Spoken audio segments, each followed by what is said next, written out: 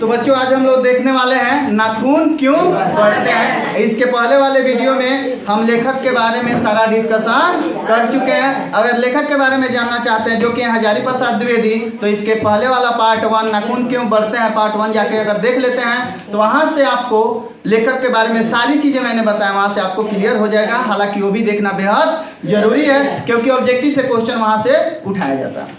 ठीक है ना। हम अब पाठ स्टार्ट करते हैं। पेज नंबर है 26 यानी 26। ठीक है।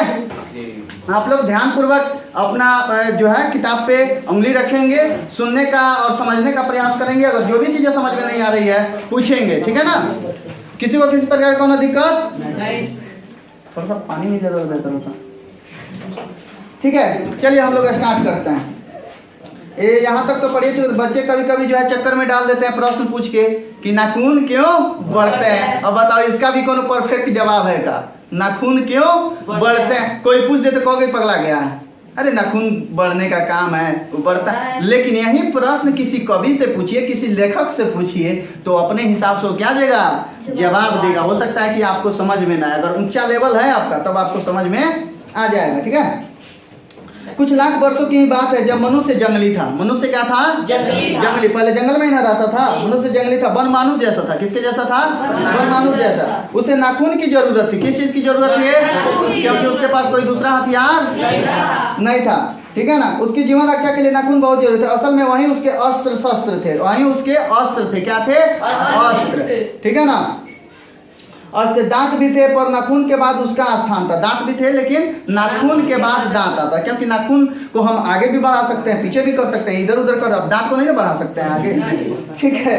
तो चलिए, उन दिनों जूझना पड़ता था, प्रतिद्वंदियों को पछाड़ना पड़ता था।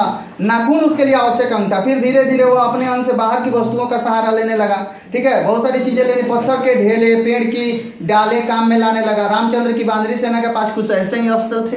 राम जी की जो बानरी सेना थी, बानर वालों की जो सेना थी, उनके पास कुछ ऐसे ही यंत्र हुआ करते थे। ठीक है ना। तो थोड़ा सा हम पानी पी लेते हैं। 1 मिनट।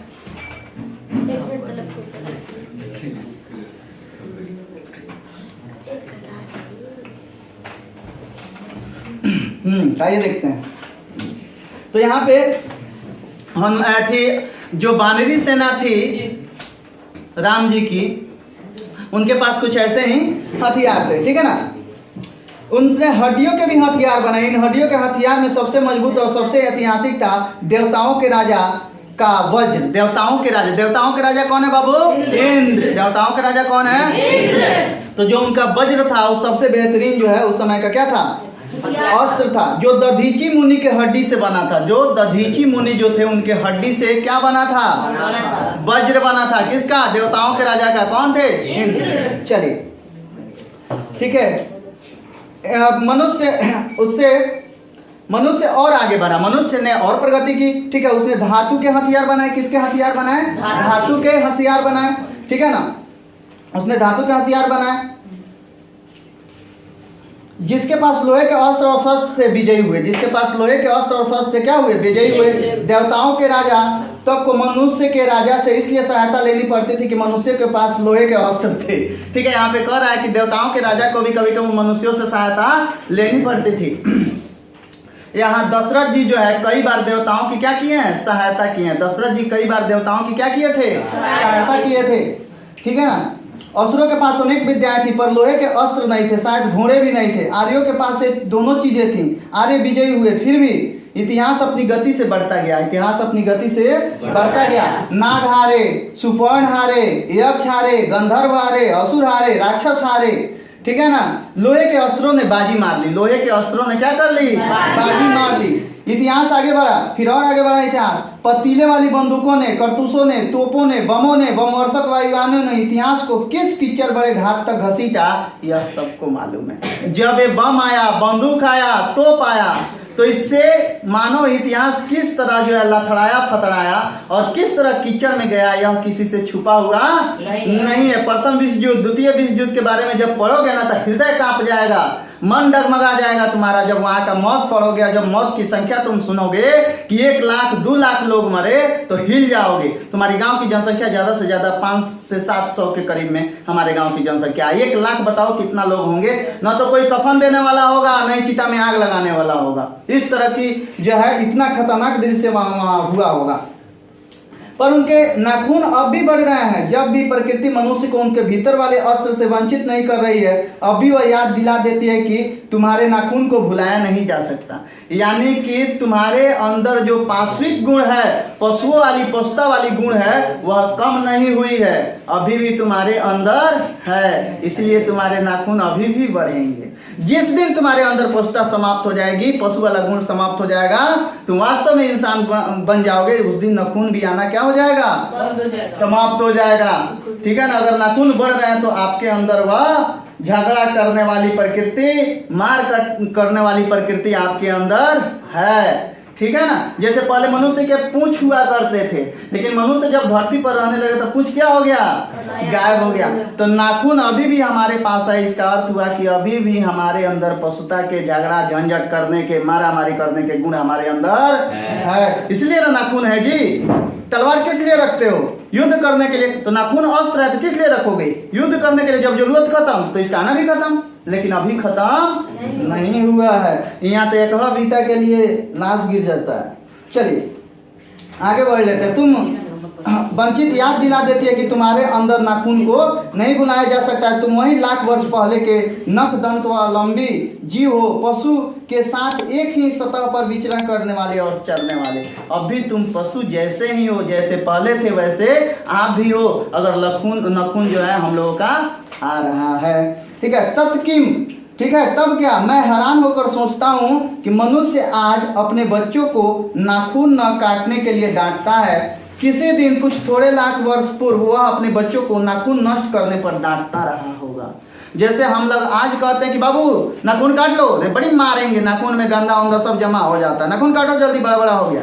लेकिन आज से हजारों वर्ष, लाखों वर्ष पूर्व अगर कोई नाखून काट लेता होगा तो गार्जियन डांटते होंगे कि नाखून क्यों काटते हो, पशुओं का शिकार कैसे करोगे, किसी का मुंह बखोरना होगा, किसी पशु का किसी पर हमला करना होगा, किसी को मौत के घाट उतारनी होगी, तो कैसे करोगे? इसलिए नाखून काटना नहीं है। वहां डांटता होगा गार्जियन कि नहीं नाखून मत काटो। लेकिन प्रकृति यह है कि अभी नाखून को जिलाए जा रही है और मनुष्य यह है कि अभी उसे काटे जा रहा है। यह कम वक्त रोज बढ़ते हैं क्योंकि वे अंधे हैं, नहीं जानते कि मनुष्य को इससे कोटि कोटि गुना शक्तिशाली अस्त्र मिल चुका है। अरे नाखून तुम अंधे हो क्या? तुमको दिखाई नहीं देता है कि तुम्हारे जैसे अस्त्र की कोई जरूरत नहीं है। यहाँ पे हम रॉकेट फिट कर देंगे तो अमेरिका का वाशिंगटन डीसी उड़ा देंगे। इतना बढ़िया बढ़िया जो है हम लोगों ने अस्त्र शस्त्र विकसित कर दिया। अब तुम्हारी क्या नाखून की क्या जरूरत है? नाखून से कोई लड़ेगा आजकल? लेकिन बहुत ऐसे बच्चे जो नाखून का भी जो है यूज करते हैं अभी भी मुंह बकोड़ने के लिए। ठीक है। आप लोगों में से कोई नाखून वाला अस्त्र नहीं ना चलाता है ज्यादा? नहीं। ठीक है। चलिए। वे अंधे हैं, नहीं जानते कि मनुष्यों को इससे कोटि कोटि गुना शक्तिशाली अस्त्र मिल चुका है। मुझे ऐसा लगता है कि मनुष्य अब नाखून को नहीं चाहता। उसके भीतर बर्बर युग का कोई अवशेष रह जाए, यह उसे असह्य है। लेकिन देखिए मनुष्य नहीं चाहता कि उसके अंदर उस समय का कोई बर्बर वाली स्थिति वाली कोई दृश्य रह जाए, कोई चीज रह जाए। ठीक है ना। मनुष्य के इतिहास में हिरोशिमा का हत्याकांड बार बार थोड़े ही हुआ है। ठीक है। नाखून, लेकिन यहाँ पे अगर हम बात करें, लेकिन यह भी कैसे कहूँ, नाखून काटने से क्या होता है? नाखून काटने से क्या होता है? मनुष्य की बर्बर घाटी कहाँ है? वह तो बढ़ती जा रही है। मनुष्य के इतिहास में हिरोशिमा का हत्याकांड बार बार थोड़े हुआ है। ठीक है। यह तो नवीनतम रूप है। मैं मनुष्य के नाखून की ओर देखता हूं तो कभी कभी निराश हो जाता हूं। यह भयंकर पांचवी वृत्ति के जीवंत प्रतीक हैं। मनुष्य की पशुता को जितनी बार भी काट दो वह मरना नहीं जानती। नाखून आ आके हर बार आके यह बताती है कि मनुष्य के अंदर अभी भी पशुता वाला गुण खत्म नहीं हुआ है। ठीक है। कितना भी काट दो मनुष्य के अंदर पशुता मरती नहीं है। कुछ हजार साल पहले मनुष्य ने नाखून को सुकुमार विनोद के लिए उपयोग में लाना शुरू किया। ठीक है ना। वत्स्यायन के काम सूत्र से पता चलता है कि आज से 2000 पहले भारतवासी नाखूनों को जम के संवारता था, अपने नाखूनों को बहुत बढ़िया से सरियाता था। ठीक है ना। उनके काटने की काफी मनोरंजक, वो अलग अलग डिजाइन से अपने नाखूनों को, कभी सुईलार, कभी चौड़ा, कभी कुछ अलग डिजाइन से काटता था। ठीक है, त्रिकोण, वर्तुलाकार, चंद्राकार, दंतुल, ये सब नाखून ऐसे काटे जाते थे। ठीक है ना। यदि विविध आकृतियों के नाखून उन दिनों विलासी नागरिकों के न जाने किस किस काम आते थे। जिनका नाखून बड़ा हो, जो अपने नाखून को थोड़ा सा इधर उधर साफ सुथरा करने में, रंगने में थोड़ा सा ज्यादा ध्यान देते हैं, ठीक है ना, वो कुछ अलग प्रकृति के इंसान होते हैं। ठीक है, यहाँ पे डायरेक्ट लिख दिया है विलासी नागरिक। क्या लिखा है? विलासी नागरिक। अगर इसका अर्थ समझ में नहीं आता है तो जाके सर्च करना कि विलासी मतलब जो इस दुनिया में रम गया है, इस दुनिया से ही मतलब है, केवल रंग रूप को केवल पसंद करता है, वैसे इंसान को विलासी बोलते हैं। और सारी चीजें हैं जो इस क्लासरूम में नहीं बता सकता। ठीक है ना।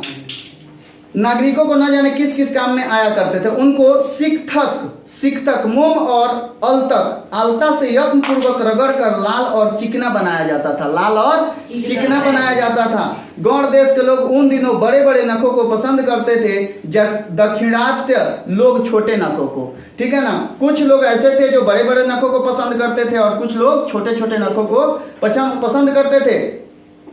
ठीक है, लेकिन समस्त उद्योगामिनी वृत्तियों को और नीचे खींचने वाली वस्तुओं को भारतवर्ष ने मनुष्योचित बताया। यह बात चाहूं भी तो भूल नहीं सकता।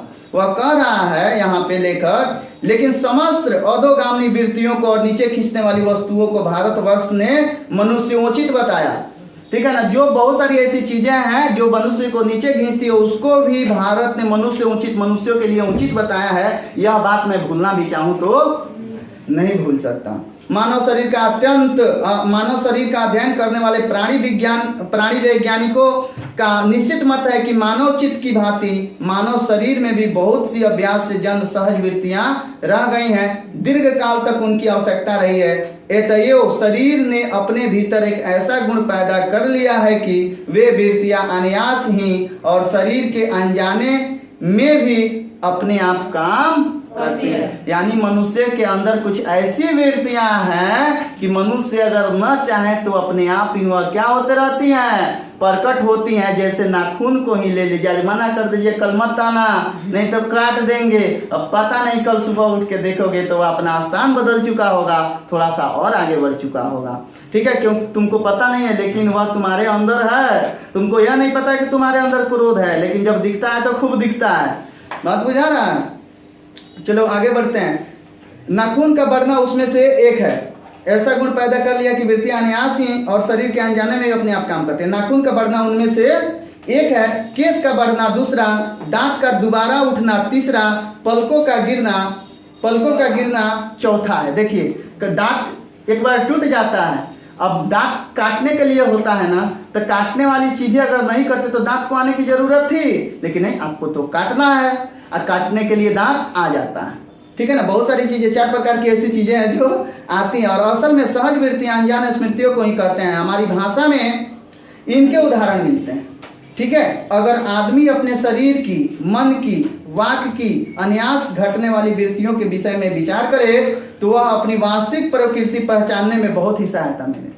बहुत सारी चीजें ऐसी होती हैं जो मनुष्य के आदेश से नहीं चलती हैं। ऐसी ऐसी चीजों, ऐसी ऐसी आदतों और ऐसी ऐसी वृत्तियों पर अगर हम ध्यान दें तो मनुष्य अपने बारे में आसानी से बहुत सारा चीज जान सकता है अपने बारे में। किससे? जो चीजें अपने आप हो रही हैं उससे।